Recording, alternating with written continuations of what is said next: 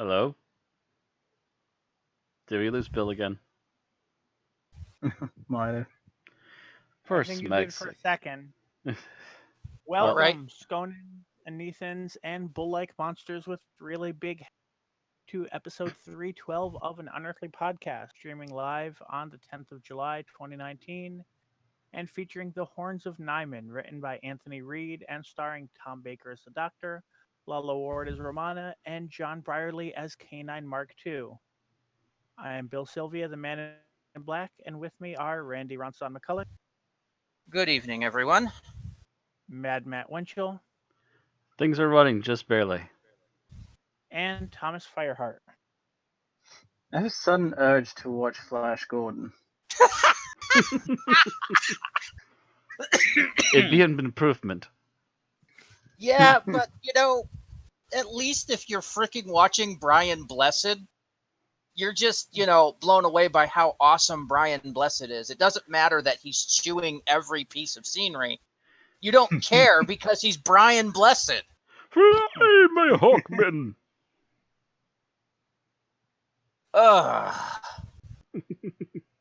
So, how's your week been, guys? Not bad. Meh. So I actually have some news from this week. A couple of months ago, I submitted a paper to a pop culture conference. It's basically just on the academic side to the point where it still counts as an academic conference, but the sort of content covered is not that far from a convention. And I just got the word that they accepted my paper, so I'm going to be in the very first session of the weekend talking about Iron Fist, Black Panther, and Solo. Huh. Oh, nice. Interesting.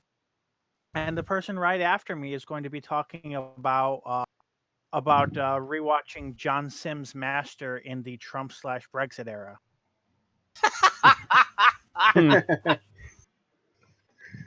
The politics of John Sims' Master in the Brexit era. Yeah, that's interesting. Open the eye! Yeah, I can't decide whether you will live or die. Yep. Okay. Oh, so this has been the quietest 4th of July I've ever had. And it might be that our entire June was basically a rainy season. Mm. But normally about 2 weeks prior to the 4th of July, we start hearing, people setting off fireworks and stuff. Well, not this year. We didn't get any before or didn't after. The only fireworks I saw outside of the main extravaganzas was somebody was setting them off at a bar at about 2 in the morning when I was picking up Aaron, I think, last Wednesday. No. And we're just like, lucky they didn't set the bar on fire. Mm. It's also, of course, road construction season here in Madison. And the road construction people are increasingly pissing me off because they seem determined to block off every major artery in the city going between the east side and the west side. Normally, they would just close one and keep the other two going. Not this year. Can't go down the belt line without running into construction. Can't go downtown without running into construction. Can't go around the lake to the north without running into construction. It's pissing me off. Because, of course, you try to do any kind of movement in this city between 3 and 6, and that means no matter where you go, you're getting massively bottlenecked. And if something goes wrong, like, say, a car rolling over, everything gets bottlenecked and you won't be able to get home for hours, which is what happened to me yesterday. I was supposed to get home about 5:30, didn't get home until 7. And for somebody that needs to take their pills when they get home, that's a bad thing. Mm-hmm. It's lucky I didn't take my pills beforehand. I would have been, having to find a bottle or something in the car. And considering, I'm on 4 different kinds of diuretics, I'm not sure a bottle would have done it. Depends on the size. Yeah. I'm pretty sure I don't have 2 liters running around in the car. I was gonna make a joke about the 2-liter, but I wasn't sure where to go with that. Anyway, before we get any cruder, on tonight's show, we've got news and birthdays. We actually have quite a bit of geek talk tonight. I don't think anybody's up for a review of Shame. So that'll take us down to our episode summary, our review, our final thoughts, and our ratings. All right, there no review of Shame. I don't see one on the agenda. All right, so let's go ahead and start with the news. And we start with birthdays. First birthday is on the 4th of July. Must suck to be him. Well, he probably lives in England. Marcus Wilson, the producer from 2011 to 2014, basically the beginning of the Matt Smith era and the Moffat era, turned 46. Actually, that would be all of the Matt Smith era.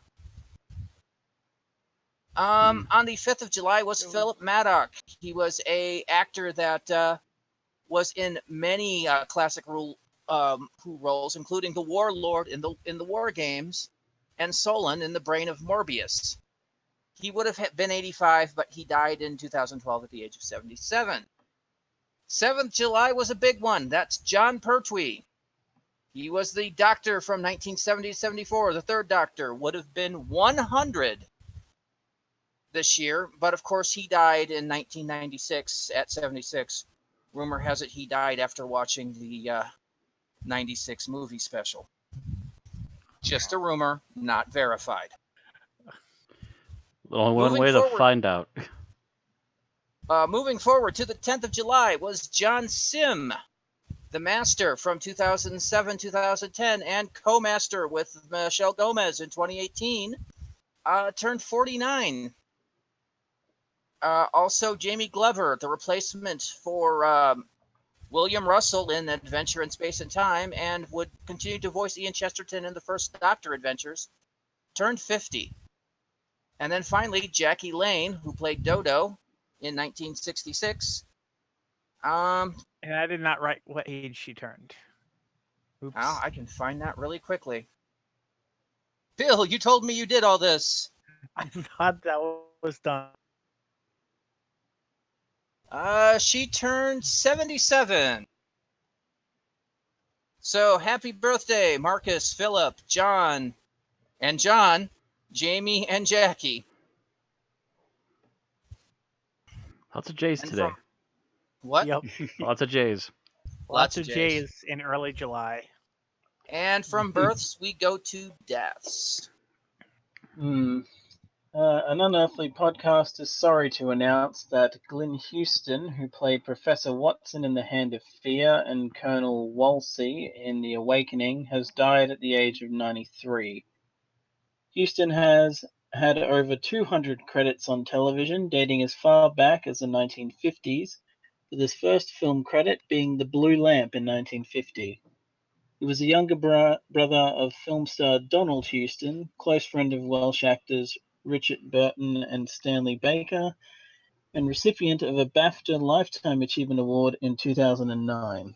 Yeah, when they give you one of them Lifetime Achievement Awards, that means you're pretty much, you're going to die. All right, so unfortunately there's no new news coming out of Series 12. The only spin-off news I saw was a rumor from the Mirror, so we're going to ignore that. And that will move us down to our media releases and books. All right. So Pencil Tip Publishing has published fanzine writer Nick Mellish's reviews of every Doctor Who Target novelization. Begun back in 2006, these reviews were originally written in publication order for the fanzine Whotopia.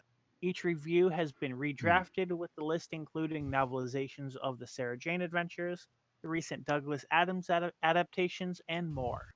Target Trawl is available for $18.22 on Lulu.com. So basically a book of reviews for everything that Target ever published. Yep. So now you know About which ones Dr. you want to collect yet. Right.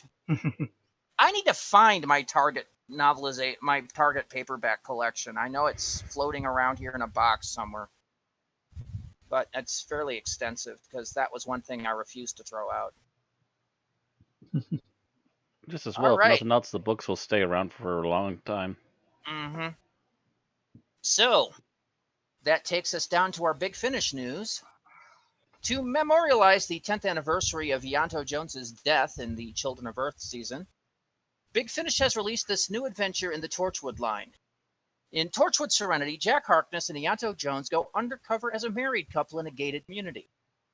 There, they must face the hardships of suburban life as they figure out why life in Serenity Plaza is worth killing for.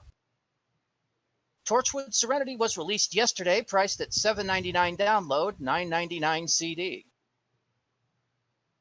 Also released, excuse me, Sheridan Smith returns as Lucy Miller in this new series adventures alongside Paul McGann's Eighth Doctor, set between the first and second series of her original adventures. The Further Adventures of Lucy Miller contains 4 news stories, including The Dalek Trap by Nicholas Briggs, The Revolution Game by Alice Cavender, The House on the Edge of Chaos by Eddie Robson, and Island of the Fendel by Alan Barnes.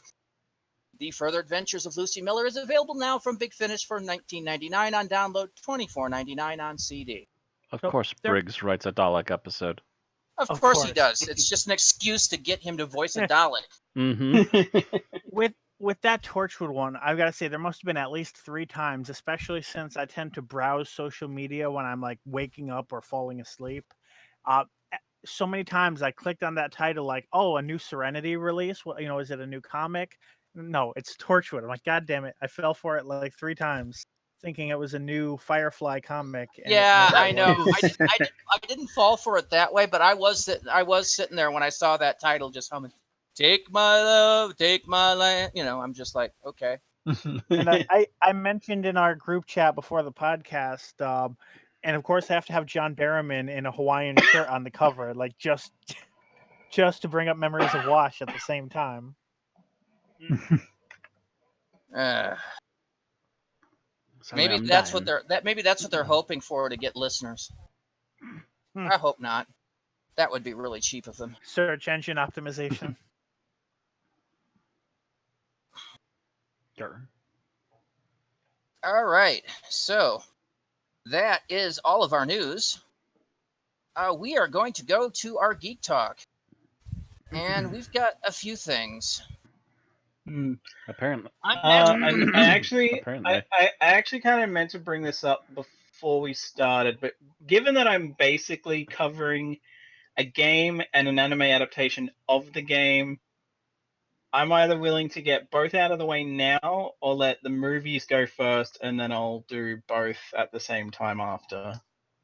Why don't you do that now? And I actually thought it was an animation and a game based on the animation, but I could be wrong. No, the no, it's the Danganronpa other games way have been going around. for a long time. Yeah. Mm. So why don't you get these out of the way? Because I'm pretty sure people are going to want to talk about the movies for a bit.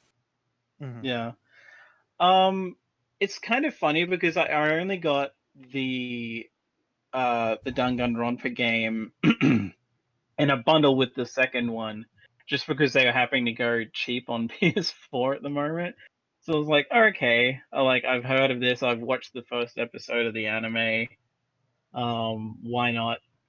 And honestly, it was actually quite interesting to. I'm kind of glad in a way that I played through the game first and then went back and watched the anime afterwards. Just because it's a game, they can afford to go a bit slower. Because this took me about, I'd say, a week to get through, and the final stretch took me like a day of doing like basically nothing else except stopping to eat. um, but yeah, like the basic premise is that these kids all show up at a high school and they all just kind of pass out. When they wake up, they realize they're locked inside, and they are basically told that only one of them will be allowed to leave, and the only way that that's going to happen is if they kill someone else and get away with it. And the game is just like about them going through that. So in some ways, it's kind of like this weird hodgepodge of like certain elements of battle royale, you could argue, and like British murder mysteries and like other stuff like that. It's honestly, for what is basically a visual novel, it's a pretty interesting game. Of course, it was funny because it's gonna be hard if I play through it in English now because I decided to play through it with the Japanese language on just because why not? Um, but yeah, of course, a funny difference actually between the anime and the game is that the anime has pretty much no swearing in it that I can tell. Maybe the dub does, but the game itself has a lot of swearing in it, which is kind of, and it makes sense because the only characters that are swearing are the ones that would make sense to. Um, uh, but then like watching the anime through, which I marathoned like half of it, like most of it yesterday last night, and then the rest of it before I rewatched the Horns of Nimon this morning. Um, it's yeah, like it is kind of amazing how accurate in a way to like there's a lot of things they leave out for obvious reasons because it's like a 13 episode anime Yeah, they gotta compared to a speed it up. game that compared to like a game that took me a week to get through. Not that it necessarily would have. I probably could have got through it quicker, but it's like if you would have to be like dedicating your time to nothing but this to get through it quicker. Um, but yeah, like the anime cuts a lot of stuff down, and it's like I guess that's like the one benefit of getting to like why I would argue people should probably play the game first. It's just that by virtue of what it is, you get to know the characters a lot better. Whereas the anime is a lot quicker with the pace. And yet still very faithful outside of like there's a few things they tweak, and in some cases I honestly kind of like certain changes. Other changes I'm like, okay, they just changed that for pacing, so that's fair enough. Like there's one point during a trial where they stop the trial dead so a revelation can be made and then go back to the trial. Whereas in the anime, the revelation just happens during the trial without having to stop it. Um, which is like, okay, for pacing reasons, you would probably want to cut that down. Um, and it's actually kind of amazing to me that I actually quite liked the anime adaptation, but apparently like there was a ton of hate directed at this anime from people who had played the games first. Probably Um, because a lot of fanboys want the whole thing and not just part of it. yeah, There are and it crazy was purists out actually there. it was actually to the point that they still have never, and probably will never make an adaptation of the second game. They just skipped right on to the third one, which Oh, is like, forget it. oh This next shit, one's gonna be okay. easier to develop into an anime anyway. Because like from what I can remember, like the second game is like double the length of the first one, so they would have had to have done like maybe a 26 episode anime, maybe or longer, just Mm-hmm. to get it. And they were like, no, let's just not. Yeah, um, worried about ratings. Yeah.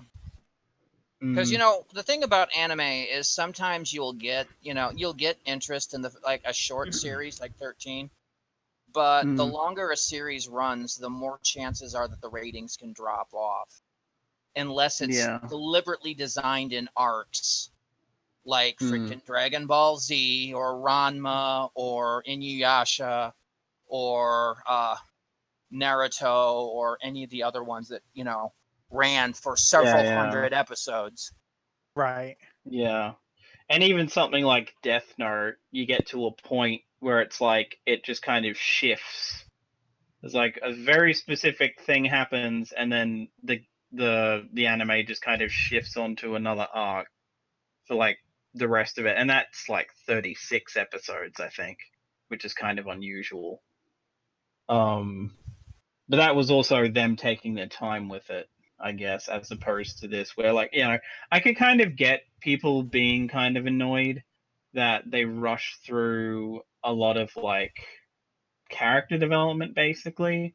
But it's like, at the same time, the funny thing is like one thing that I absolutely was like, oh, thank God they're not dragging this out, was the investigation process where you have to, like, figure out, like, where you actually go through and check the murder scene and all this and whatever, and actually, like, get all of the bits of info that you'll need for the trial or whatever. In the anime, it's basically just a montage for the most part, unless there's like one bit that they're like, okay, we should probably stop and give this one bit some time, but otherwise we'll just montage the whole thing, Now, because I otherwise haven't it's something that would. I What was haven't that? seen I haven't seen a ton of these, but my experience, I would think that anime and manga that are based on video games tend to be that way, where they're going really fast paced, skip over a lot, because their main purpose is to get you thinking about the game rather than to tell its own Mm, story that you're getting more invested in. Its purpose is to get Y- you to go out and buy the And it's story. also its purpose is to get from point A to point B in a certain amount of time as fast as possible. Right. It's why Exactly. a lot mm, of anime adaptations of manga would only do like the first arc or two or Mhm. three, because yeah. people are like, yeah, if you want to get more, get the manga. This would Yeah. piss me off as a young otaku, because I would get into a series and discover the manga never made it translated into America, Mm. and I'm just like, oh, god damn you! Oh yeah, and I imagine Mm. fan translations weren't as easy to find No, In the through 90s, Google. no. in Yeah. the 90s, definitely not. Mm, no. Yeah, like I would I could see where people are coming from, that this specific one probably should have had more episodes, but I honestly kind of feel like 26 probably would have been a bit much. Like, maybe just like a few more, like not necessarily even hit 20, but just like a few in between, just so you can have. Of course, that's the funny thing, because I feel like people who haven't played the game, who are just watching this as an anime, would probably complain that it's filler. But Yeah, like, just having like extra episodes here and there throughout to get to know some of these characters better would have been nice. But I the can thing kind of is, see why they just want to steamroll through. the reason they don't do that is because 13 episodes is around a standard Japanese season. Mm. They do quarter year season, so spring, summer, fall, winter, instead of half year seasons like we do Yeah. here. And unlike here, they don't run reruns in the main block. They will do a 13 episode season, then move to another new story for the next Mm. one, and so on. So if you have a 26 episode block, it's sometimes they'll run 22 to 24, but that's generally when a studio's run out of money. It's usually Yeah. 13 or 26 Mm. is the standard going rate. Yeah. And like, I think at first I was even like, oh, well, maybe they could have split it in half. But at the same time, there's no really decent place that you could for this, because it's like a 6 chapter game of varying lengths and stuff, and it's just like, So like, yeah, there isn't really it's a. very much a thing that doesn't adapt very well to anime, period, to begin with. So it's a damned if you do, Yeah. damned if you don't. Yeah, I mean, they specifically upped the number of episodes to 24 for the adaptation of the third game, but I think that was, and like, for all I know, that might have a better reception than this did, but I'm guessing that might just be like they learned from their mistakes kind of a thing, and like took the criticism Probably part A to and part heart, B, and were yeah. like, yeah, so it's like, okay, we'll actually spread this one out. And it might also just be that the third game is just way longer, so they needed 24 to actually get everything in, without it being like extremely rushed. It's But possible. yeah. I know it's a little different from the original. I've also seen the anime for this. I've not played the game, but I've seen the Danganronpa the animation because I watched it. Aaron and I occasionally will sit down with a couple friends of ours on like a Sunday, and we'll have an anime day. And at one point, we watched that one.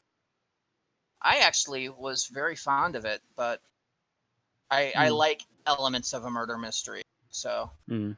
for me, that was like, Yeah. Again, I'm sure that's not the issue. I'm pretty sure the issue was that fanboys screeched because of their favorite part at some point was cut out. yeah. Probably. Like the one thing I do like is the fact that this isn't a visual novel. They allow certain characters to give information or just generally have dialogue without needing to be prodded by the main character to say anything. They're just like, oh, wait a minute, that's a thing. And they just go on to that. Or some actual dialogue that the main character has in the game is actually given to other people. Like, there's a conversation about, hey, you don't look like you do on the magazines or something. And she's like, oh, well, Photoshop or something. They give that dialogue that the main character has, bringing that up to someone else. And it's like, okay, other people actually get something to do, I like, know in that way. So that's nice. I know in some games that turns out to be the reverse, especially if it's a silent protagonist game. It won't necessarily be a silent protagonist manga or anime because who wants to watch a silent protagonist anime? Depends on how Yeah. they do it. If they're very tongue in cheek with it, I'm sure it'll still entertain. Yeah. Of course, the funny thing is while this protagonist isn't silent, there's also in the game a lot of internal monologue going on that you're going to have to cut a ton of that out if you want this to pace well in an anime.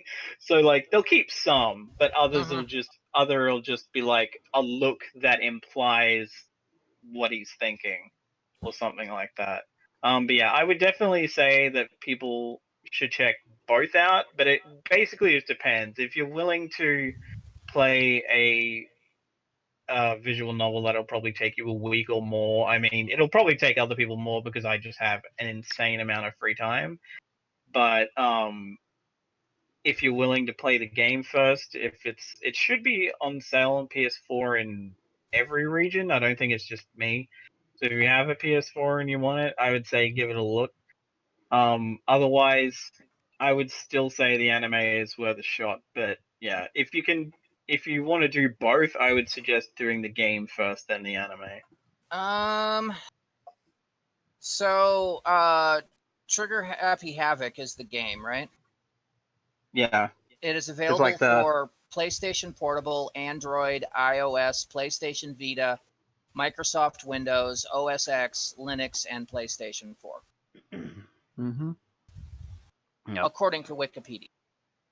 Yeah, and like specifically the version that you're more likely to get on PS4 now is bundled with a sort of remastered probably version of the PSP game bundled with the second game as well.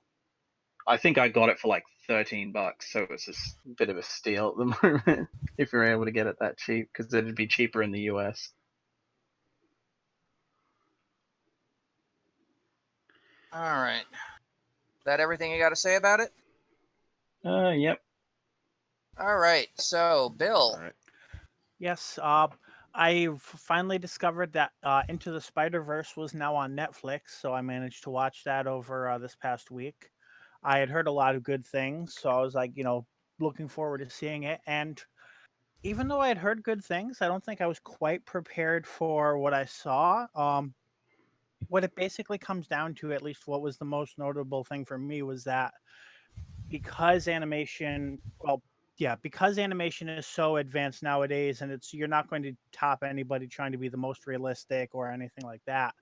They went for this really hyper stylized universe, incorporating a ton of comic book elements, as well as just other elements, more going to look as unique as possible than anything else. I actually, after the fact, was watching some online videos about it and found that they actually used a slower form of animation compared to what say Pixar or somebody would use in order to have that affect the way that it's viewed.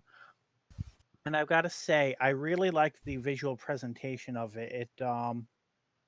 It it definitely went as far away from being a live action movie as possible, and considering there's so much live action competition, that's really a good thing. Um, they Otherwise it's mainly an origin story for Miles, which I had read the original one. And I can see where some of the things just would have dragged it out too much, adding in this other story. Um, but I definitely like the interplay between the main characters. Uh, I think that the three side Spider-Men were basically there more as a gimmick than as anything that really served the story. Um, they could have really been replaced with any other non-main character Spider-Man and still serve the same purpose. If you took out Noir and put in Spider's Man, or if you took out Penny and put in Spider-Man, uh, the original live action Japanese, Hmm. pretty much, nothing would have really changed. Well, Other than except the for fact, that, if you put in Spider-Man, you'd also get a giant mech. But yeah, yeah, well, I mean, just little things. Penny had a small mech, so Hmm.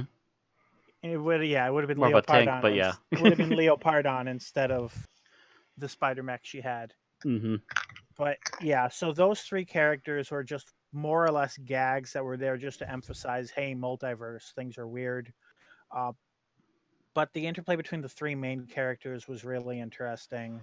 The visuals, I don't think I've ever seen anything like that. And if you're an animation buff in any way, which I'm not, but I would still say if you're an animation buff in any way, definitely check this out because they do a lot of things that I don't think. Some of the things I might have seen in other animated properties, but definitely not most of what they did. It was really visually interesting. And again, with how much competition there is for Spider-Man movies out there, it's great that they did such unique things that stood them apart from everything else. All right. Is there anything else you have to say, or is that all of it? I think that's about most of it.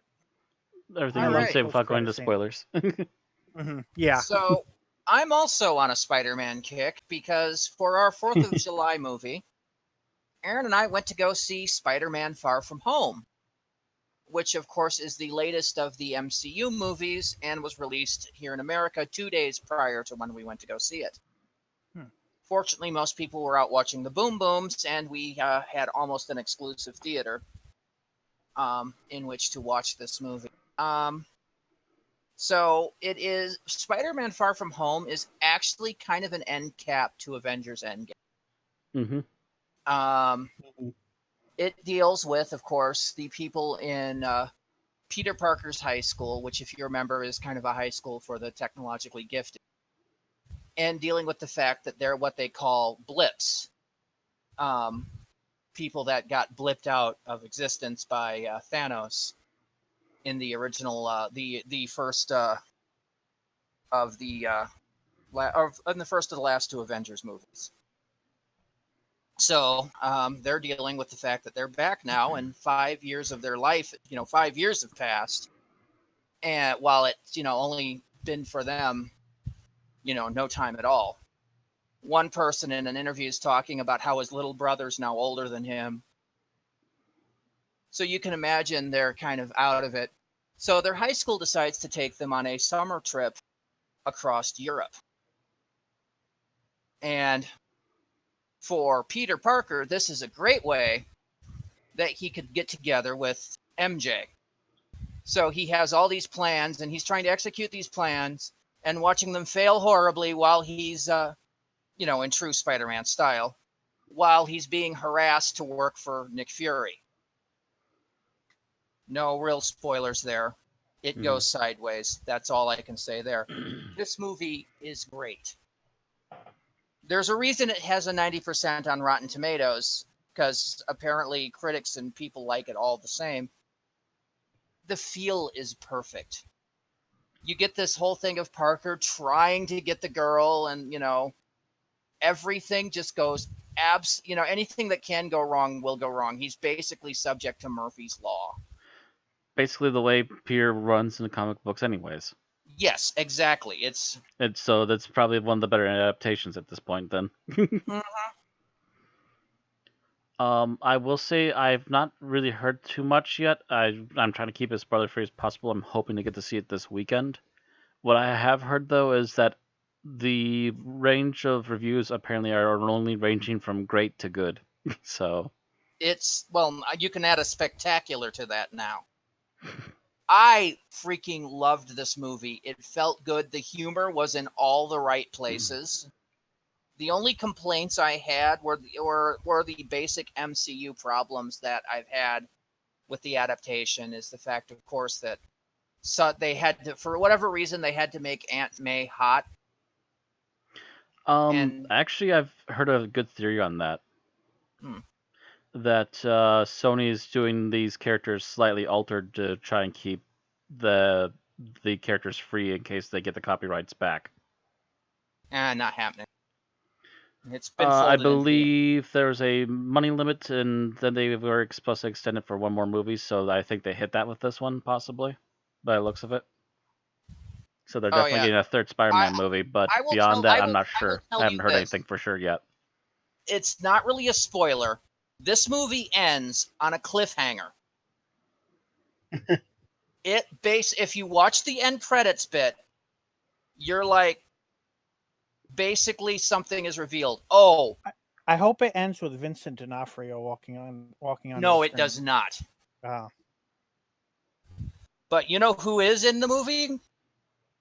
This is only an actor spoiler. It is not a scene spoiler. Well, you'll know who he's playing the second I say who it is. Oh, is it the guy who they say that there were shots of him at the premiere, and people were like, "Oh, why is he at the premiere?" Who was it?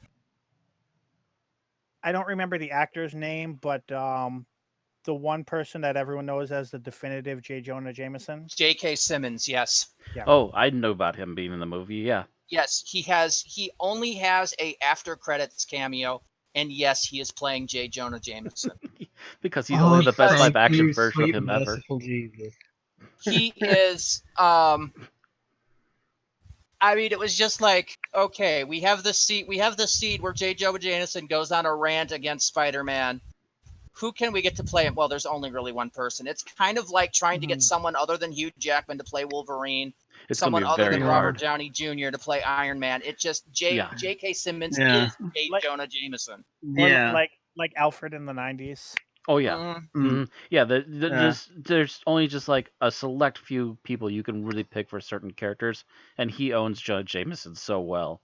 He does. I mean, after his bit in the Sam Raimi films, when they went to go make an animated Spider-Man series, and they had J. Jonah Jameson, they had to get J.K. Simmons to do the voice.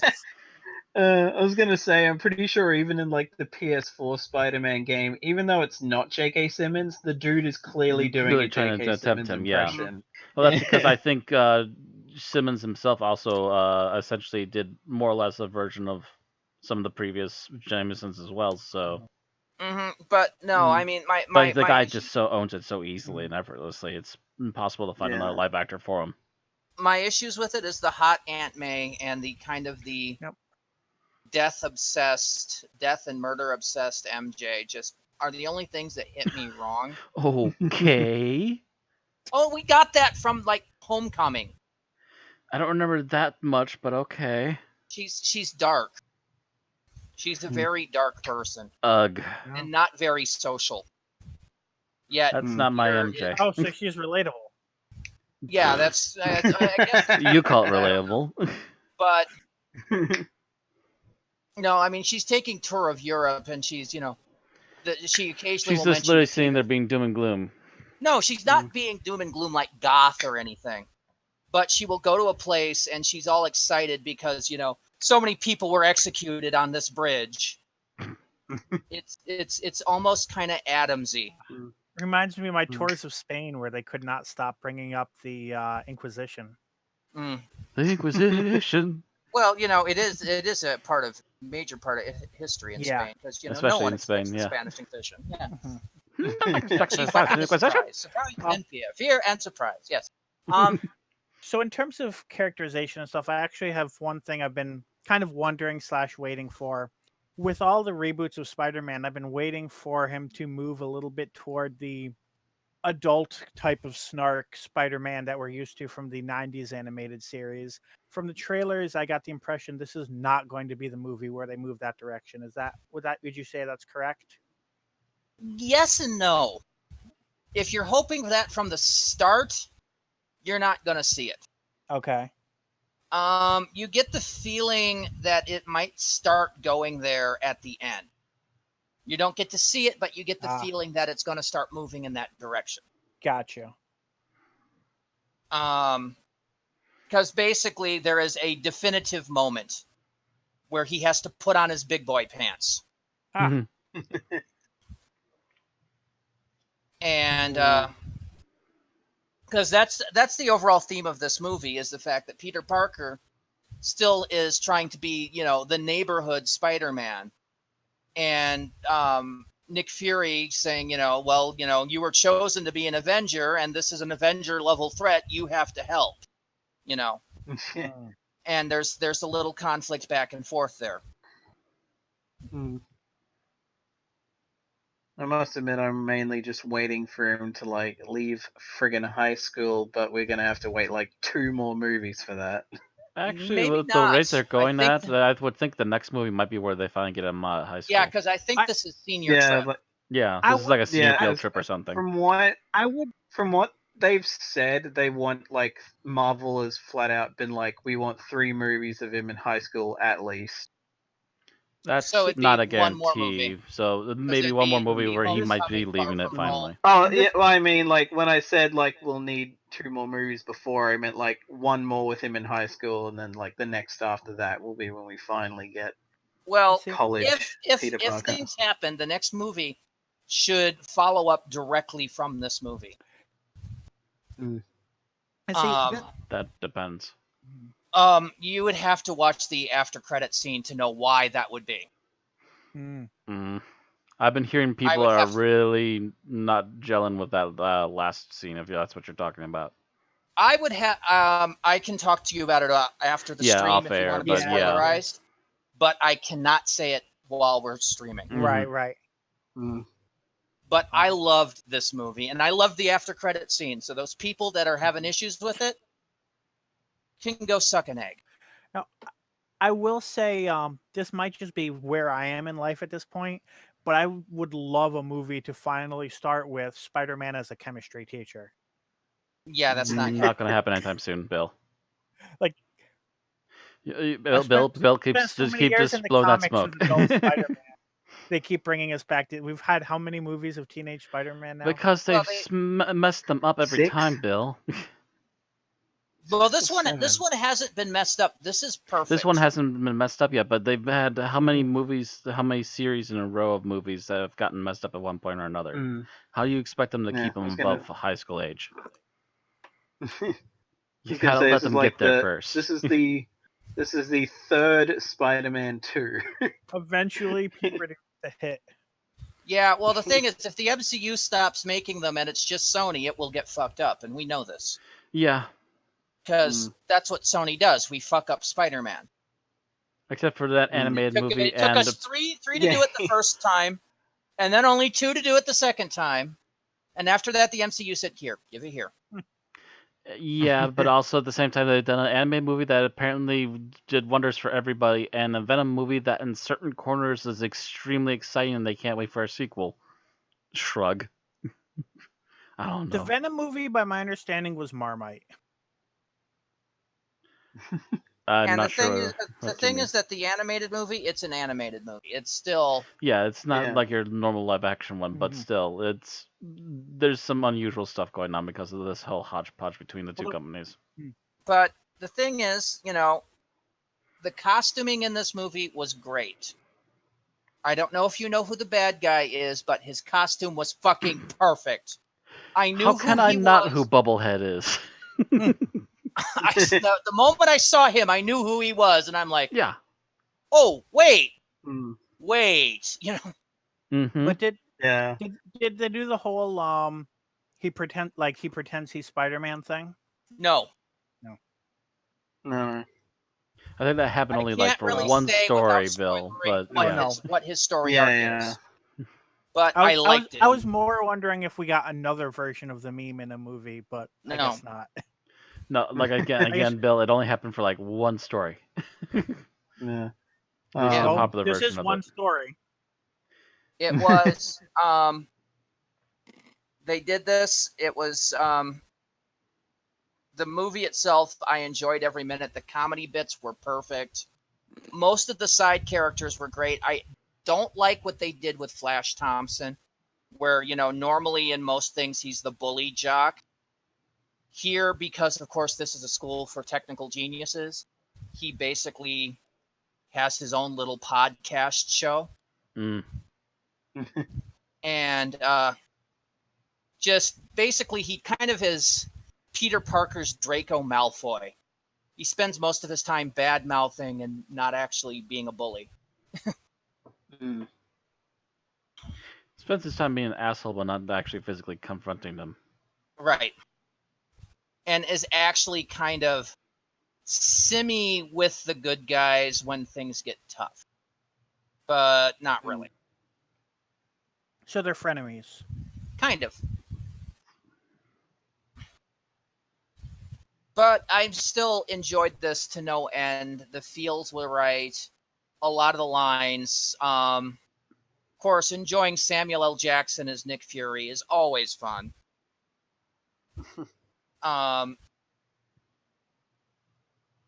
Happy's in this movie as well. It's great fun. It's a great end.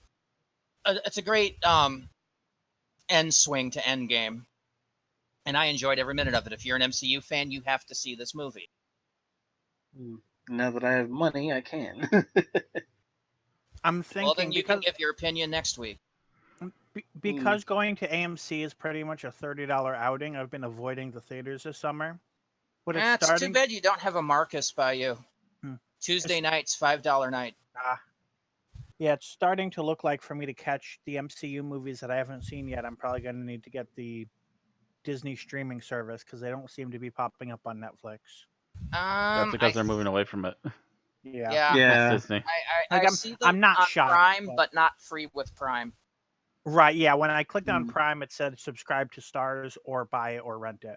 Yeah, but it's usually pretty cheap to rent, like $3. Yeah, that's true.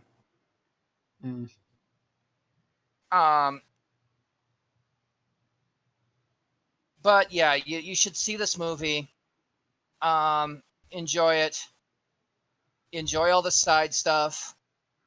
It is, once again, kind of an angsty Peter, but it makes sense that he is because he's dealing with the blip. I mean, to be fair, that's But kind he's of not written constantly into the code of angsty. his character. He's bouncing between being angsty about not wanting to step into the big shoes, missing Tony. Because this is all about missing Tony Stark as well. It's basically kind of a tribute to Tony Stark. He doesn't want to step into Tony's shoes. He wants to try to stay the friendly neighborhood Spider-Man and not the one everybody's looking to save the world. It's a good thing I've already been spoiled on that. But he's bouncing between that and it's like, okay, I've got this plan to win over MJ, So he's a teenager. And I'm enjoying that in this one because it's not constant angst. Spider-Man is supposed to alternate between existential angst and snark. So he's doing more between existential angst and I want the girl. Some of the snark you can tell is coming up and it's getting more mature. I can tell you this. The last words you hear from Spider-Man in the M trailer is, "What the Nice. And what he's talking about, I'll leave it for you to watch the movie and find out. He's clearly not enough of a jaded New Yorker yet. Well, I'll tell you after the stream if you want to know. Okay. So that's our geek talk, and that was plenty of it. Yeah. So we are going into the episode summary. Oh God, it's my turn too. I wish I'd had a drink with me. This is all your fault. All right. Let me get this going here.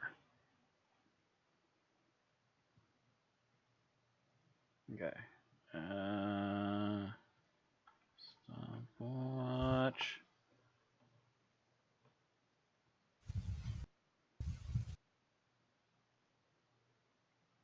Oh, did they get rid of their stopwatch? Oh, there it is. Okay. Tell me when you're ready. Yeah, all of a sudden the stopwatch wasn't loading for a moment there. I've had that problem if I go to I had it on an address, like a link, and if I go to the link now, it doesn't work. I have to actually go to the search and put in stopwatch. Okay, I am ready.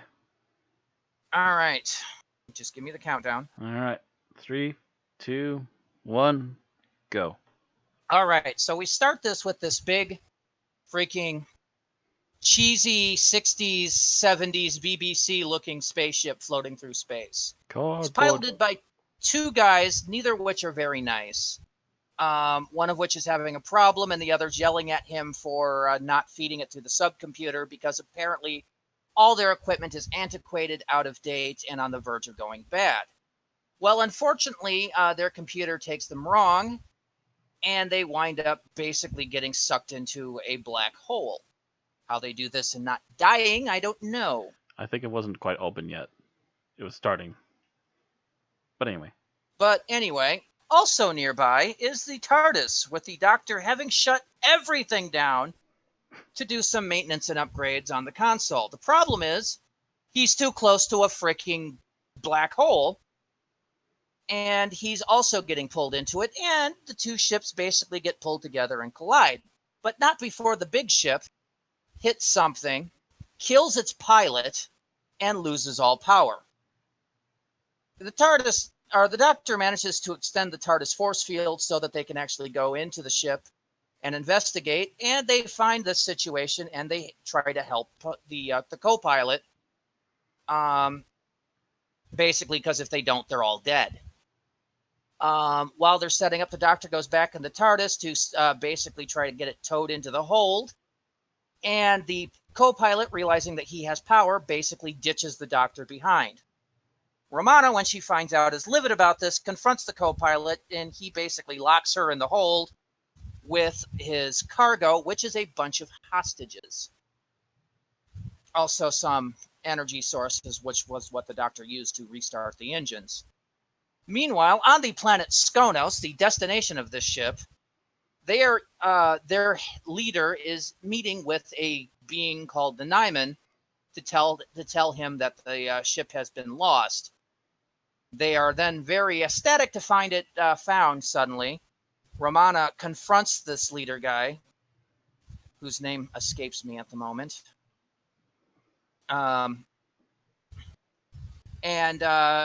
She's quickly basically locked in with the other hostages, which are sacrifices, and thrown into this big, huge center, which is where the Nimon is. Also, the co-pilot, after being proved that he was basically at fault and lying about it, gets thrown in with them. It sucks to be him. Anyway, the Doctor manages to restore some function to the TARDIS and manages to find Skonos, materialize the TARDIS inside, and is quickly found and thrown into the center as well. And here we basically, the group is, the Nimon confronts the co-pilot, kills him, or stuns him. We're not really sure. And the other hostages are kind of left to their thing until the Doctor shows up, manages to get the Nimon's attention, and two of the hostages, our main characters from that group, escape along with Romana and the Doctor. going through, the Doctor finds basically the Nyman's command center, which basically contains equipment that wouldn't be out of place in a 1950s, uh, basically a 1950s. Oh God, my brain's dying right now. Any 1950s computer room, really. Um, Oh yeah, that weird antiquated stuff. yep. And basically discovers that the Nyman is controlling the black hole and is using it to trying to contact somebody. Well, he messes around with it and discovers that basically what they're basically doing is creating a wormhole from one side of the universe to another to drag basically this capsule through hyperspace back and forth between this and this other planet.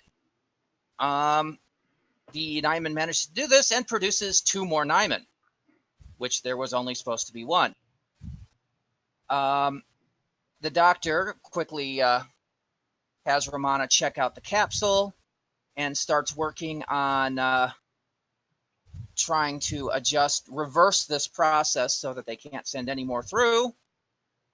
When the leader, Soul Deed, by the way, is his name, comes through, zaps the equipment and destroys a good chunk of it before he himself is stunned and gets lied down. The Doctor manages to try to create a lash up, and during the process, Romana is basically sucked to the other planet, which is full of Nyman. She manages to escape from them, runs into the leader of this planet, who's like the only person left. And he basically tells them that basically the Nyman are this huge parasite race that swarm to a planet, devour all of its power, and then leaves the dead planet for another one. They've done this to the current planet and are now trying to move to Skonos. So he also tells Romana that he found a way to stun the Nyman using these big control staffs that they give to the leaders by adding a piece of crystal, and gives her a set. He manages to lead her back to the pod and basically winds up dying on the steps to where they keep the pod to keep Romana safe. The Doctor manages to get the gravitic anomalizer that he took from the TARDIS back from Soul Deed, uses it to repower everything, and gets Romana back. However, Soul Deed, when he's discovers the truth, kind of goes nuts and basically sets things for self-destruct. The Doctor rescues a whole bunch of these sacrifices that were basically stored as food sources. And they all manage to escape from the complex with the help of K9. And basically they leave, and the entire thing blows up, leaving the Doctor to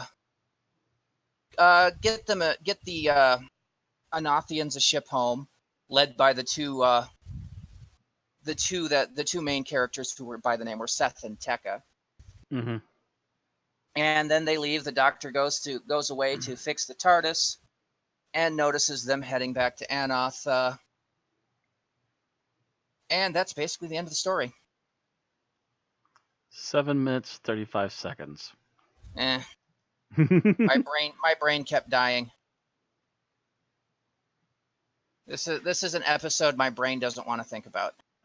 Anyway, let's talk about what we liked about this episode. And Bill, you are first. Oh boy. I've been trying to think of aspects of the episode that I feel strongly about in either direction. And I'm getting a lot of middle ground. So luckily, since I'm going first, don't feel guilty taking the low hanging fruit. So I guess I'll go with just Romana. Lala Ward is always just lively on screen, entertaining. Nothing really special about this episode, but she's one of the positives of it. All right. Matt, how about you? I'm going to go with, I thought that the plot wasn't bad. I thought it was actually a Yeah. recently written Okay. story. I think there's a lot of other problems elsewhere, but the story itself was not actually a bad one. That's fair. Okay, Thomas. While I know this is probably going to be a negative for some, honestly, I thought the Soldi guy's acting was just so fucking hilarious I'm that it with you on went that from one. That being that that bad that to the just acting was camp. That was the yeah, K minus it figure, flipped. right? Yeah.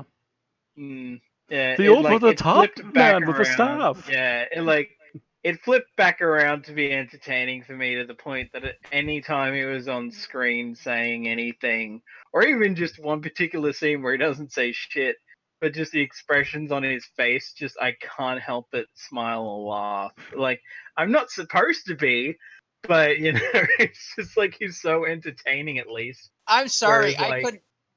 The second he escapes, and you just hear him down the corridor going, "Yeah," I'm like, "Oh my god!"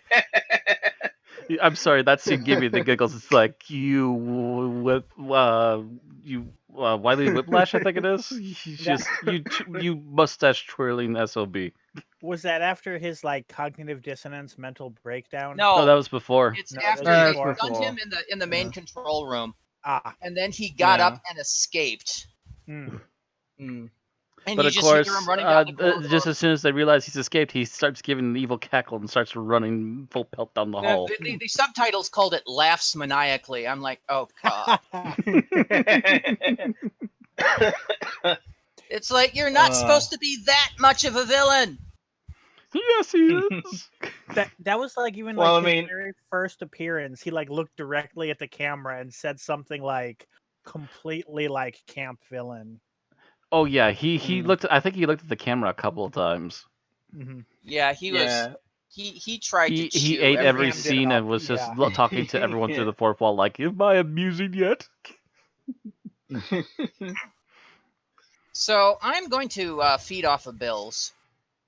And what I liked is Tom Baker and Romana, every scene that they were together. Because this is the season that was basically like Tom Baker's extended date with Romana. It's the same season that City of Death took place, and that was always Tom Baker takes Romana to Paris on a date. Mm-hmm. And you still get that feeling going on with this. Is that this is it's obvious that the feelings that Tom Baker and Lala Ward had for each other were bleeding into the series, Mm-hmm. and it worked. Oh, matter of fact, I think their last bit of dialogue was probably one of the best ones too. Mm-hmm. Got When they're another talking 1,000 years out of you, another millennia out of you yet. No good. Oh, the TARDIS. Why, thank you, Doctor. No, I meant the TARDIS. And then Romana just smiles after that because She gives him the stingy look Yeah. and then smiles afterwards. Yeah. yeah, they're incredibly cute together, Mm-hmm. Mm. and so you gotta love that. All right, now we get to rant. What we disliked about this episode. Oh, proud me. There's so much. Go ahead. Bill. So, in this, I have mixed feelings, but ultimately, I guess it comes down as a negative in that it's a really ham-fisted attempt at retelling the Minotaur story, but at the Mhm. same time acknowledging that the Doctor already knows the real story that it's based on. So we're like, is this just like a cycle of like ancient history reenacting itself in space, or just like? But then the big part of why I say the ham-fisted, or however I said it, there's no string, so it's just that's part of the main point of the freaking Minotaur story. Bill. You don't need a string. You've got Canine. I was about to say K9 is the string. But they didn't have okay, in the latter half, yes. I'm like in the first half there was no K9, but I can kind of see him taking that role. But okay, the rest of it still stands. It's how they got out of the labyrinth is Yeah. they had Canine. You're right, but they didn't have K9 when they went in, so it only Doesn't kind matter. of worked. K9's a That's smart boy. because you don't. That's because you don't need to have the string at the beginning because you've got the whistle to summon the string. It's a magic string, Bill. You're not winning this argument. Okay, Matt, how about you? Oh, I have to say the thing that probably took me out of it the most is those goddamn outfits. Which Yeah. outfits? The Nimon, in particular. Why is his head so big? Why is his head so big? Why are they on so platform big? shoes? Why do they have these giant candy corns coming out of their heads? Why don't they actually have mouths that move? Yeah. Why are they all dressed in felt? Yeah, like I could almost buy the mouths don't move thing if they were trying to come across as like, oh, they communicate telepathically or something. They could have In done which that. case they could have just literally But done a single line to say that, but they don't. yeah, Or even Yeah. a cheapo effect. Every time you talk, you see it go, have the little, sparkly effect going to the guy's head, or the like. Or have the horns flash when they start to talk, yeah. There's easy ways Yeah. to do this. But they didn't. And they The- had to make those yeah. freaking heads so big that the guys had to hold their arms out to walk, And half the making time Yeah. they them were look practically falling over absolutely anyways. ridiculous. It's Yeah, like, like- how could anybody be afraid of these monsters? All you got to do is push them over. yeah, It'd Like, be like freaking turtles. Or yeah, Neptune like men. Yeah. the longer I watched, the more I was like, okay, why didn't they go for more like some ancient Egypt thing where it's like just a very basic head on top of a human body rather than this thing that fucking Because Egypt would be where going the in the back direction they bit goes weren't halfway down intending. the back. The thing is, they did a Minotaur, like 10 seasons back. Not even. And it was better. far more. Yeah, that was far more believable than this thing. Wasn't that? Yeah, was that the third Doctor? Or are we Yeah, talking it was about the the second third Doctor? Yeah, The third Doctor, okay. Which story are you talking about? Um, Either way, I know there are some Third Doctor the costumes. the Time Monster has one, Yeah. and then there's like a Minotaur-ish thing I think in one of the Peladon Gotcha. stories as well. I think it was the Time So- Monster that we're talking about. Yeah, I think Gotcha. so. Yeah. But even if you take Mm. some of like the cheap costumes from elsewhere in the Third Doctor era and you slap a bull mask on top of them, you have a fairly decent Minotaur. Mm-hmm. Yeah, all you need to do is do some touch-ups if you still had the old costume and maybe do some replicating of it. Wouldn't have been that hard, but no, we got This these silly, goofy, technologically- giant potato head things. These Wobbling technologically around. advanced alien race, and they wear a loincloth. A golden loincloth. And they keep walking around like they want to give you a hug. I was gonna say they waddle, don't they? It's a Yeah. cross between a waddle and a lumber. Mm. So it's like a wumber. Yeah. But help Or if they a took lot. off those Honestly, darn platform shoes. Yeah. Yeah, and considering how many times they have to throw their head forward to like have the beams or whatever come out of their horns, you kind of wonder how many like outtakes there are of them accidentally like toppling Falling over over? face first. Yeah, they're landing on their heads, yeah. Yeah. There's at least a couple of scenes where you see them almost fall over backwards. So Mm-hmm. Mm. And they still kept It's- the footage in there, it's and it's just like, the oof. freaking most awkward headpiece I've ever seen the BBC costume department come up with. Who's and I'm that like- guy with the big head? I'm like, why? Why did you do this? Mm. 'Cause silly. All right, Thomas, how about you? What did you like? What did you dislike about the serial?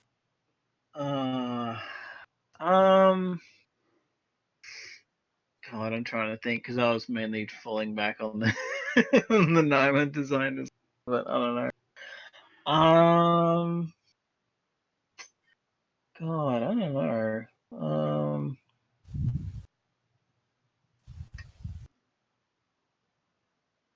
Oh, God, it's so weird. Like it feels like there should be a lot to draw from, but for some reason I'm drawing blanks at the moment. I've got two. Yeah, I'll just pass for now. If I think of something, I'll bring Okay, it that's up. fine. I'll do mine, and then I'll take yours by listing my other one. All right. So to counterpoint Thomas's earlier like, I did not like Soul Lead's acting. I thought it was overacting to the point of blatant stupidity. And like the scene where he basically is finally talked into realizing that he's been had, and he starts grabbing at his face and going, Yeah. "What?" I'm like, oh my god. It's just like, it's for me. Once I realized how badly he was hamming it up, I'm just like, ugh. Did I see an actor walk past here, or did a ham just move on its own? I'm just picturing the director sitting there like, no, more drama. No, I'm pretty sure the director's like, okay, I think that's over top enough. Thank you. Well, remember, this is still Doctor Who, so frequently they had to do shit in one take. So Mm-hmm. the So what director, he I can gave, they imagine, was got. going, all right, that's a wrap. Actually, this is the Tom Baker era. They could start doing multiple takes as long as they're short. Yeah, but it's like, I don't think I'm going to get anything better from that. The director, by the way, was Kenny McKay. I've never heard of him before, so. Who? He was best known for working on Inspector Morse. So he's not exactly a sci-fi director. Nope. That sounds like a detective show, so Doesn't nope. sound like exactly a medieval drama like Shakespearean type director either. No. So I think he was a bit out of his depth. Which is why freaking Graham Crowden, who was the guy that played Soul Deed, was basically just do whatever you do. Yeah. My face is made of rubber, and my acting eats every bit of the scenery. Yeah. I might even try to go for the doctor's curly locks if he keeps coming up any worse. It does, because this guy had been on the short list to play the Fourth Doctor. Yeah. Yeah, he was apparently on the short list until Tom just came along and stole everything. Yeah, apparently he was flat out offered the role but turned it down because he didn't think he could commit to 3 years on the show.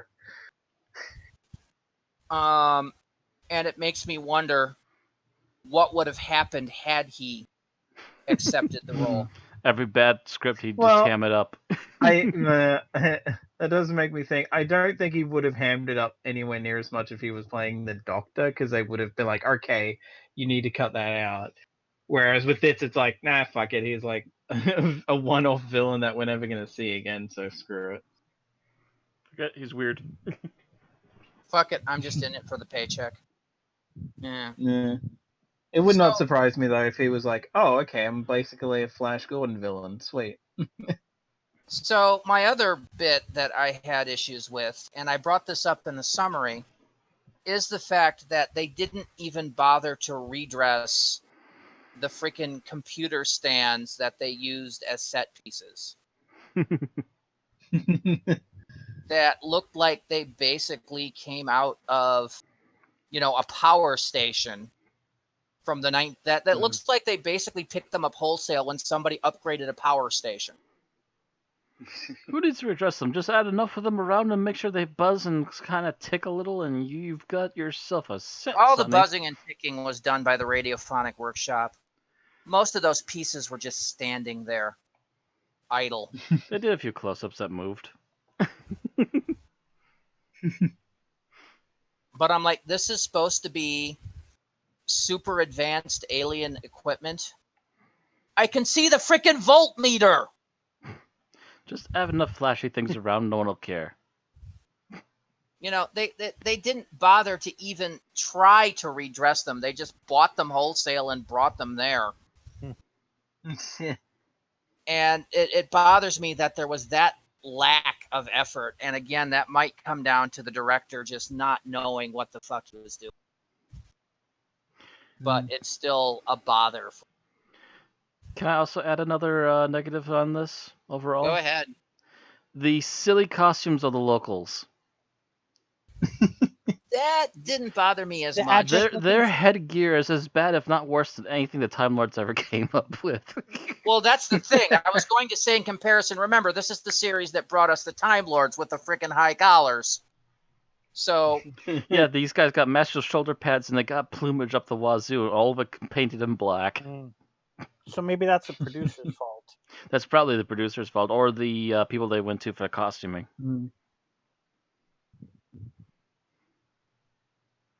so At that, particular in time. fact, I'm thinking at least some of it was like Chancellery guards from Gallifrey that had their helmets and shit repainted. I'm sure the helmets probably were easy I can see repaint that. as long as they have enough of the base helmet. They're like, we need a royal court. All right, get the spray paint, get the old props. Just take the stuff from Invasion of Time and repaint it all. Yeah. Because, this stuff is not half as bad as the stuff we would see later in Enlightenment, where they had the white and black Guardians with the freaking bird helmets. Almost as bad. Almost. So I can't go with you on that one. I just consider that par for the course. I thought they were super ridiculous. Again, only the Time Lords challenged them, and that was apparently the same season, so there you are. No, it wasn't the same season. It was a couple seasons ago. But that means that they just kind of had those lying around the costume. Right. All right. So, favorite scene. Okay, Bill. so I'm going to go with well, it's kind of two scenes, but they're basically the same thing. And it's the two times that the annoying co-pilot guy gets his comeuppance when he when he gets thrown in with the sacrifices in the first place, and then when the Nimon himself is also just like, yeah, you're an idiot, shut up, and shoots him. They're both basically enactments of the same scene of just them being like, you're lying. With him trying to lie his way out of trouble. Yeah. And failing. It's nice. It's nice when the villains have your back on getting rid of this one really annoying villain. This one completely incompetent villain. Yeah. Whose only talent is bullshitting, and even that's not that good. All right.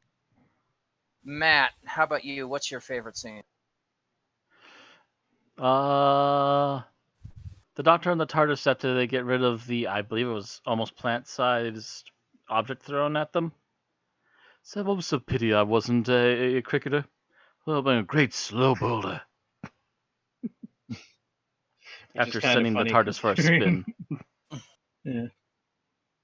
It's just kind of funny considering who comes after him. Yeah. You might say that might have put cricket on his brain. And after he regenerated, that was all that was left for a while.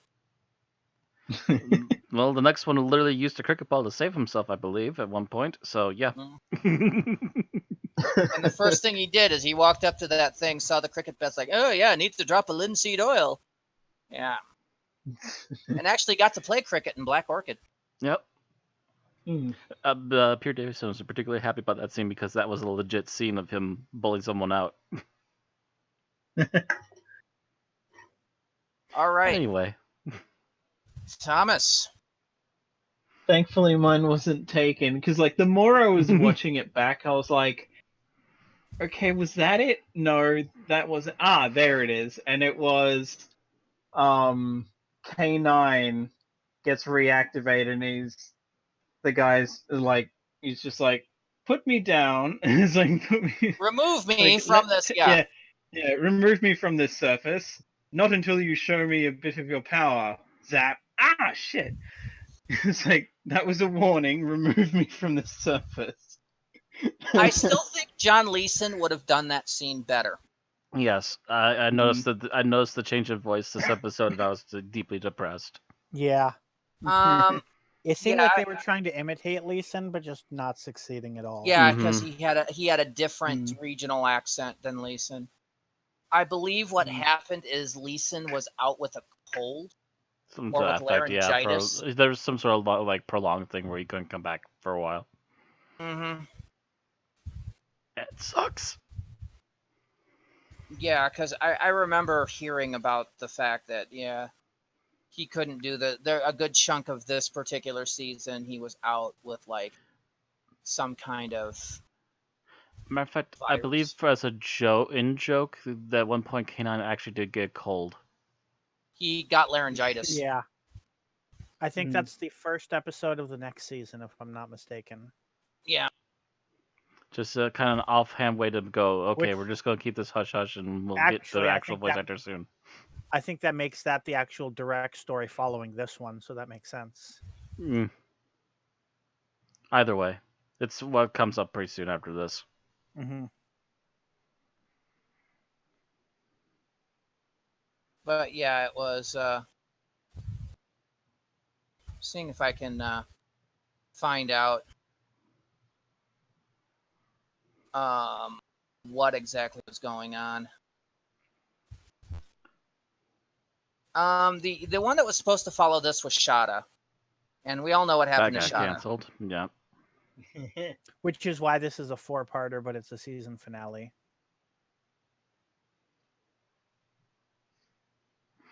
Mm-hmm. I don't know. I can't find anything listed on why. All right, but yeah, I just thought that John Leeson would have done that scene better because it's very similar to one that he had to do in the Armageddon Factor, and that was um I always loved that one. Okay. Oh no. No. Okay, John Leeson had quit at this point Mm. Oh. because he was frustrated with K9. Ah. He John Nathan Turner was able to tempt Leeson back for this final season. Mm. And of course now it's basically his claim to fame. Right. Yeah. It probably helps that he doesn't have to deal with the physical prop anymore. Yeah. Yeah. Mm. Well, I don't think he ever did. Well, I think it's the fact that when there is a physical prop, it's easy to work around these days. Mm-hmm. Mm. All right. Anyway, Because it has not to repeat it 25 times. so my favorite scene is the one at the end where Tom Baker's looking at the white ship going away and going, "Well, I'm glad they managed to paint it white this time. Forgot to remind him of that last time with all the hoorah," and it's like, oh God. He basically references the myth and basically, oh my God, he was there. Of course, he's the kind of wizard. See, but then I was sitting there thinking, like, okay, like, so is somebody, like, if they didn't paint the ship white, was somebody going to kill herself? Because that's not in the plot. More likely, they would have had people freaking out More because they likely they assumed would it have was an tried enemy to ship destroy again. the ship or something, yeah. Ah, Yeah.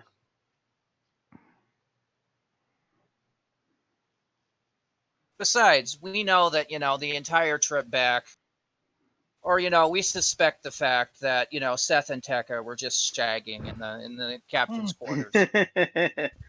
Either that, or she was just driving him up the wall. either or, because she was. She spent the entire thing about 5 minutes from jumping his bones. It's like, Yeah. Well, all the time proclaiming how he's going to be this masterful hero, and this, that, and the next thing, and that he's a prince, and so on. It's like, like, oh yes, dang.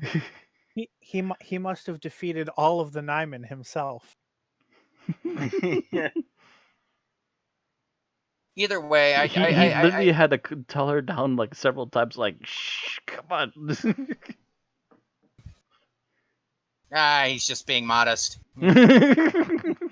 Right. All right. So your least favorite scene, Bill, you're first. Yeah, I think I've decided on this one. So probably the one where the doctor kind of, and I'm pretty sure no one had mentioned a maze before this, and he just shouts out about, "You call this a maze? This is cheating."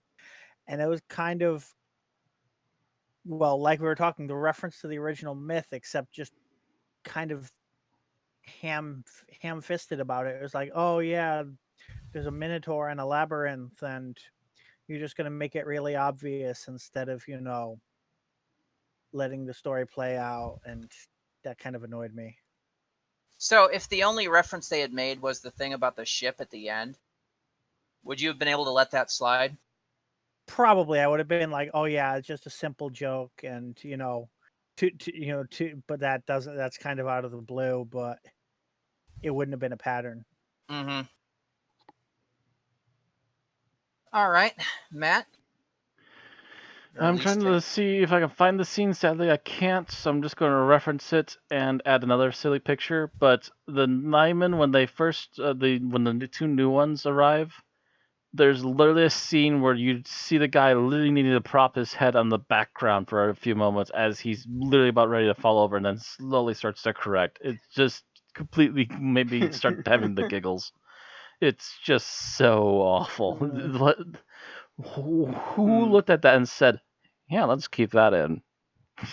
Well, it's more along the lines of, first of all, I bet when they got the heads back from the costume, it's like, oh God, these are going to be a bitch. Oh God, we don't have time to remake them. Fuck. It's just so clown shoes, and you'd think that at least a scene like that, they could really quickly just keep the camera on him a little bit longer and completely get rid of the fact that this guy's about to fall over in 5 seconds. You seriously just want Tom Baker to just walk up to the, it's like, you're impossible to defeat. Oh, push.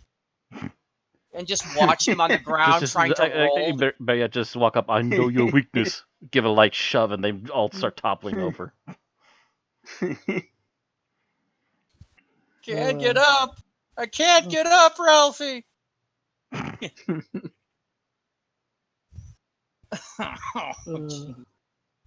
All right, Thomas, how about you? Your least favorite scene?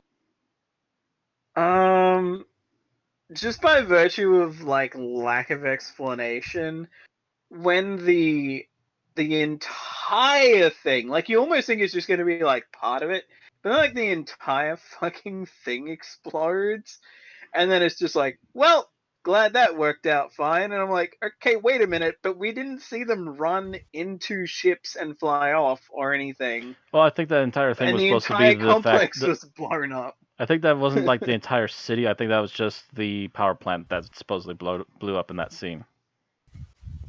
Still, that It's still the model descriptor was very iffy.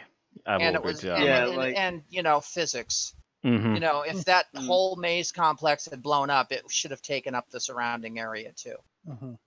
Yeah, because the explosion, you see, that takes up that, and then everything around it just fucking flies everywhere, and it's just like, okay, but we didn't see them actually, the impression we get from the Doctor and Romana is, hey, just duck and cover or something, and then just the whole thing explodes, and it's like, okay, what? And then just suddenly they're on the TARDIS. Oh yeah, no, it's all fine, they got away. Wait, what? Is there a scene missing here? Still, the explosion was a lovely effect anyways. You don't get to see enough real explosions in Doctor Who. I actually thought that it was going to end with the Doctor just hurrying everyone into the TARDIS. Yeah, that's exactly what I thought. It's like, okay, the TARDIS can withstand this, just get in there. But they all run off in different directions. Like I said, I think there's some sort of weird disconnect as to where they were and where the power plant was. Yeah. Again, it's just it's a problem on the modelers not understanding the story well enough. Mm-hmm. Mm-hmm. All right, so my least favorite scene, and I have two of them again. One stems from episode 1, and it's every single time the co-pilot went in and checked on the prisoners and basically went, cowardly scum! Yeah. Weeping whelps and stuff like that, Once is good, but he had to do it 3, 4, every time he saw them, he had to bite it out, and it was always the same insult. Like, dude, get a frickin' thesaurus! Yeah, it came off a bit like a Monty Python sketch or something. Yes. I mean, yeah, he was a bit of a Monty Python character. But it's like the same thing over and Well, over. Do we actually, really? Douglas I Adams was still expected the him script once editor to. at that point, so I'm not shocked. I'm almost expecting at one point to go in, talk to them, leave, come back a second later. Oh, I forgot. Cowardly scum! And walk out. Ugh. And then my other least favorite scene was Soldeed's death. Because it takes forever.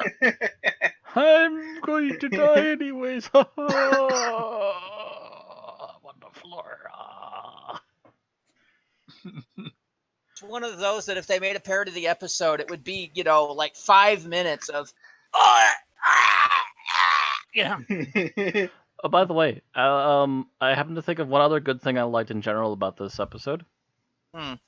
Soldeed's staff. Yeah, it was actually not a That bad was actually a little really prop. nice prop. It's like the only thing that they got The right. only thing they got right, and they put enough money and effort into it. Although, Yeah. It's also kind of funny. You mentioned about it being a good prop, and I'm guessing that the reason why she had to leave the old guy behind was because they didn't have a second of that prop. Yep, my assumption too. They only had one, so they could only borrow it when he wasn't in the scene with them. He died to protect the budget. He died to protect the budget, so we could send it back to Soldeed, so he could die and hand it off to the wannabe prince guy. Yeah. Although I'm it is sorry, kind of funny because we only have one garden light on a stick. We can't have because I Which is I built flat out just the right way to add this little blue gem on the top of it. yeah, like when I was watching it, I even remember like finding a picture from it of Soldeed and putting it into another Discord server I'm on, and just being like, okay, is this a scientist or a wizard? And the only person to guess was like a wizard, and I'm like, no, scientist. I would have said a Scizard, a scientific wizard, because he had the staff.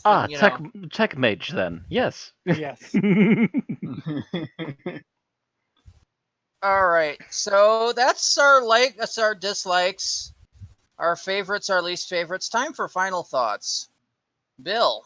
All right, so I remembered this toward the end, and since my final thoughts were first, I figured I'd mention it. But it kind of sums up my feelings on the episode, where there's a scene where the doctor is trying to lead them through the labyrinth, and then he just turns around and he was like, "Oh, it's this way. No, wait, I think it's this way." And then everyone follows him, real confused. And I just had this headcanon watching it, and I was like, I think Tom just decided the episode was a little too serious and he needed to ad lib a line, and everyone was just really confused and followed him anyway. But I mean, I don't know. I hope that's what happened, but I don't think I'll ever know unless there's a BTS video out there somewhere.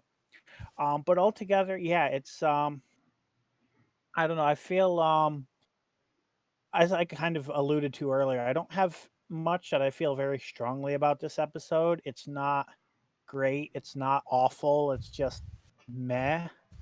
Like, yeah, some of the stuff was so bad it's good. Some of it was just there. And I do think that it's flashy enough that it kind of overshadows the fact that it kind of does have a solidly written story. I don't think any of us really had any major criticisms of the writing, other than, like I just said, it was pretty serious for a Tom Baker Lell Award story. But even that is relatively minor. Altogether, it just comes off, just kind of there. And it's kind of unfortunate that it ended up being a season finale, because I don't think anyone would have planned it that way. No. No, not intentionally. Matt. I think this story is at least good enough to be there. There could have been a few more touches added to it, but I think the major problem with this particular story is presentation. We have too many ham-fisted actors. We have too many really badly made costumes. Too many really badly made background props. And I believe also originally the visual effects weren't there either. I think the version I got to see had some visual enhancements. Possibly. I'm pretty sure on that. It kind of looked like it. So even the digital visuals weren't there either. So there's just a lot just not quite clicking when it came to the actual physical presentation as it was originally filmed. So I think the idea is that if you were to redo this now, this could actually almost stand on its feet, especially if you did it better. But there's just so much that went wrong behind the scenes, I assume, that it just clunks and falls on its head like a person with a giant silly head in a minotaur costume. You done, Matt? That about covers it. Thomas? While I will never try to claim that this is anything great by any stretch of the imagination, I must admit that I am one of those people where the hammy acting enhances it for me rather than hinders. I will definitely cop to the fact that is very subjective. Yes. And there will obviously be it's a matter of how much you can take. And with me, I basically, the further I got in, I'm like, okay, this is basically just a Flash Gordon story featuring the Doctor of old 30s Flash Gordon kind of stuff or I whatever. think But even old 30s Flash Gordon took um, itself more seriously than this did. probably, yeah. But I guess I mean I treat it basically like an old B movie kind of thing. Sort of like how I kind of gave Cyberwoman from Torchwood a bit of a pass just because it was entertainingly bad as opposed to just dull, which I will take entertainingly bad over dull. That being said, I remember thinking the more it went on, it's you know what, this does have plenty of problems and this could be a hell of a lot better, but there's potential at least here. Mm-hmm. To be better than it is, as opposed to it just being a shit idea outright.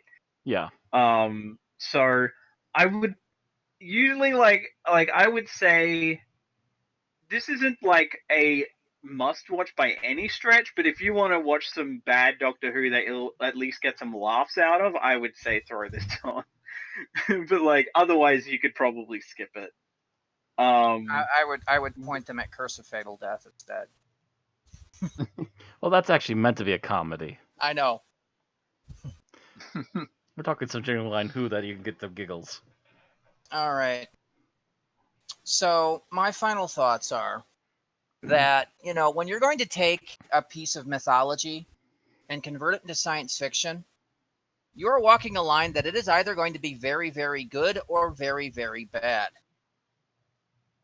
This falls into the latter, not because of the writing. The story was there, but almost every other step in the process fell flat. The directing was uninspired. The production was terrible. The sets were okay at best. Oh, I forgot to mention the sets. Oh, dear. But the costumes, the special effects, the props, save for one, were all subpar, were all terrible. The acting was either dead or over the top, other than our main characters, who, of course, did their main character roles. And decently well. Even one of our main characters was replaced by a scab who only did a mediocre job. So, there's just so many ways that this falls short.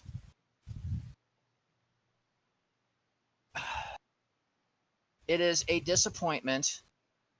It is, for me, it's virtually unwatchable.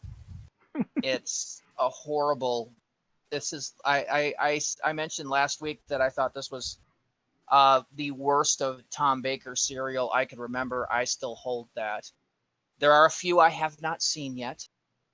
I have not seen Meglos.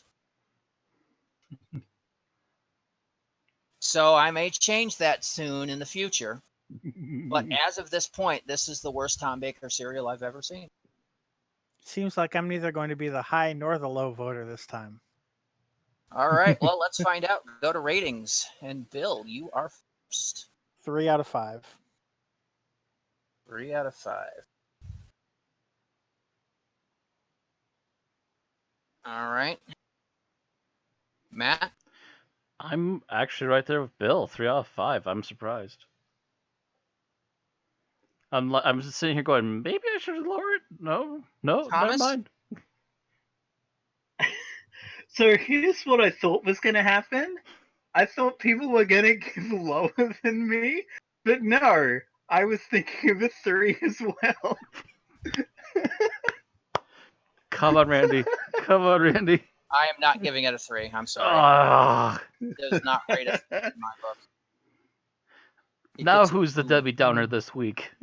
Yeah, well, it fails on too many legs of the pillars that hold up a good Doctor Who story. You've got to have good writing, good directing, good acting, fair special effects. Not good, because Doctor Who doesn't.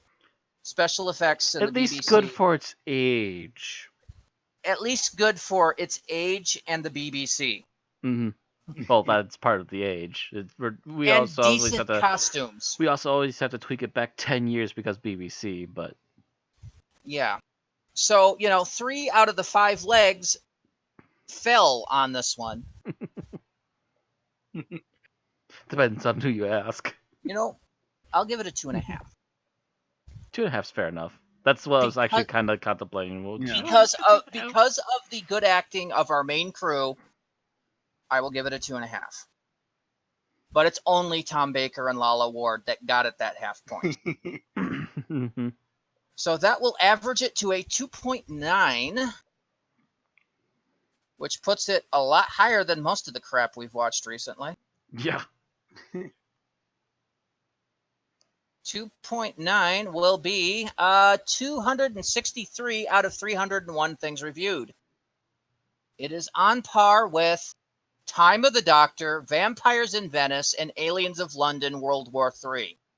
It is better than Voyage of the Damned, Revenge of the Cybermen, Angels Take Manhattan, Hyde, the TV movie, and the Tribe of Gum minus an Unearthly Child. Oof. It is not as good as Revelation of the Daleks, Dinosaurs on a Spaceship, Deep Breath, Beast Below, The End of Time, and The Wheel in Space. Sounds fair to me. I still So, think Dinosaurs on therefore, Spaceship should get another push. But 263 anyway. of 301. That's all we have to say about the Horns of Nimon. All right. So those of you watching this and not part of the podcast, we'd love to hear your comments. Do you think we rated too high? Do you actually love this story? Let us know and like or dislike the video. Don't forget to subscribe if you're watching on YouTube or to follow us if you're watching on Twitch. All right, next week, the badness continues as we leave old Tom behind and go on to Peter Davidson. It's the Sea Devils episode that showed it was obvious Doctor Who no longer had a budget. It's Warriors of the Deep, written by Johnny Byrne and starring Peter Davidson as the Doctor, Janet Fielding as Tikhon Jovanka, and Mark Strickson as Vizsla Turlow. We will see you next week. I've actually not seen this one. Oh dear. I've seen it, but it's been a while. I think I've seen barely any with Turlow in it.